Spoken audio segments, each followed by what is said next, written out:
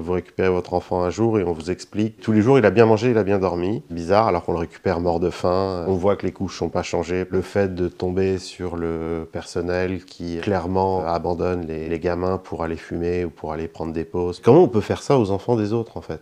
Nicolas, vous avez mis votre fils Elias de 2 ans dans une microcrèche en 2021 avant de le retirer après avoir constaté de graves défaillances. Qu'est-ce qui vous a mis la puce à l'oreille ? Indubitablement les cauchemars en fait. Peu après l'avoir mis à la crèche, on commence à remarquer qu'il fait plus ses nuits, qu'il a des cauchemars, qu'il a certaines, c'est pas des terreurs, mais bon. On relie pas tout de suite ça à des problèmes liés à la crèche. Et ce qui me fait dire que les cauchemars étaient vraiment révélateurs, c'est qu'à l'inverse, le jour où je l'ai retiré en urgence de la crèche, les cauchemars se sont arrêtés. Pouvez-vous nous décrire les dysfonctionnements que vous avez remarqués ? La première, qui est assez évidente, c'est la problématique de toute la sécurisation du périmètre en fait. C'est-à-dire que les portes n'étaient pas fermées, les portillons n'étaient pas fermés, tout le monde avait accès non-stop un petit peu à tout, les portes d'entrée avec poignées à hauteur normale. C'est le fait de tomber sur le personnel qui clairement abandonne les gamins pour aller fumer ou pour aller prendre des pauses, parce que je comprends aussi, on leur impose des journées de fou, mais bon, au final, c'est quand même les enfants qui sont sans surveillance, des petits détails auxquels on prête pas spécialement attention, mais qui feront quand même vous poser la question de savoir avec qui vous laissez votre enfant dans la journée. Par exemple, vous récupérez votre enfant un jour et on vous explique, tous les jours, il a bien mangé, il a bien dormi. Bizarre, alors qu'on le récupère mort de faim. On voit que les couches sont pas changées. Le vendredi soir, il avait vraiment les fesses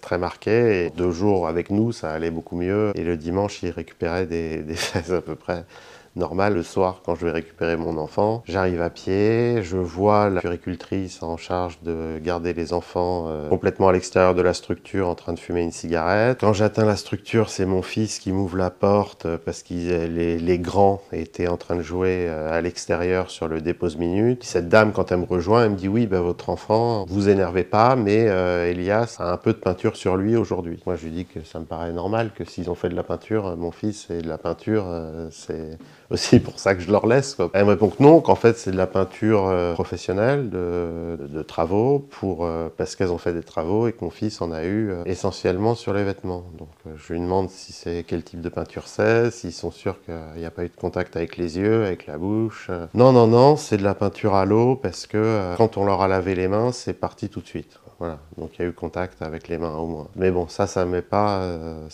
spécialement en confiance, quoi. Pouvez-vous nous raconter ce qui vous a fait décider de retirer votre fils de la crèche ? On a eu la chance d'avoir l'arrivée d'une nouvelle directrice. Et elle provenait de la ville de Paris, du public, donc qui n'était pas habituée à rigoler avec ce genre de considération. Elle m'explique, moi aussi j'ai remarqué des choses et je suis en train de tout noter pour qu'on aille apporter ça à la PMI. Le 25 février, je dépose Elias à la crèche. La directrice donc me demande de prendre 5 minutes avec elle. C'est là qu'elle m'a dit, je viens de récupérer votre fils sur la voie publique, quoi.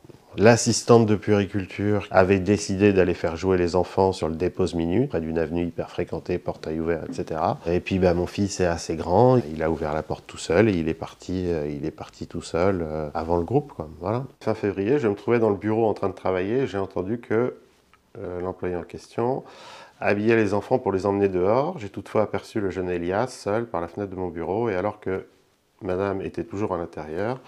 En réalité, Elias avait ouvert la porte d'entrée de la crèche tout seul, la poignée étant à sa hauteur. Il avait donc pu sortir du bâtiment et se diriger vers la rue, particulièrement passante, le portail étant resté ouvert, et ce en violation de toutes les règles de sécurité élémentaires.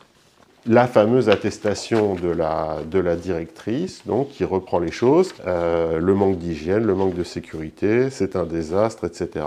Et incidemment, je me suis fait virer le soir de la réunion avec la PMI. Enfin, on l'a accusée d'avoir menti, surtout parce qu'elle avait fait remonter une série de dysfonctionnements que nous, on ne pouvait pas observer en tant que parents, parce qu'on vient déposer et reprendre notre enfant. C'est les petits qui dorment dans des dortoirs dans le noir complet, surpopulation, couverture et tout, en fait les employés qui s'absentent, et les enfants dans la cuisine à côté d'une marmite de pâtes, quoi. Vous avez porté plainte pour délaissement et mise en danger de la vie d'un mineur avant que votre plainte soit classée sans suite par le parquet pour absence d'infraction. Qu'en pensez-vous ? C'est une vraie incompréhension en fait de se dire mais comment on peut faire ça aux enfants des autres en fait. Moi je vous paye aussi et je vous laisse mon enfant aussi pour que vous évitiez qu'il soit en contact avec n'importe qui puisse rentrer.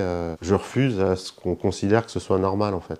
Qu'avez-vous pensé du livre enquête de Victor Castanet, Les Ogres, sur les maltraitances et les dérives du système des crèches? Vous parlez de l'Orpea des tout-petits en référence au scandale similaire des EHPAD. C'est exactement ça en fait. On va vous dire oui, mais un enfant, il y a 2 contrôles par jour avec les parents, matin et soir. Oui et non, parce qu'un enfant non plus, il parle pas. Nous, ce qu'on peut constater, c'est que notre enfant, il a les fesses rouges et qu'il a faim, quoi. Un des passages qui m'a le plus choqué, c'est les parents qui sortent de la crèche le matin et qui se disent est-ce que ça vaut la peine de laisser son enfant là voilà, c'est-à-dire qu'on fait une analyse bénéfice-risque le matin avant d'aller bosser.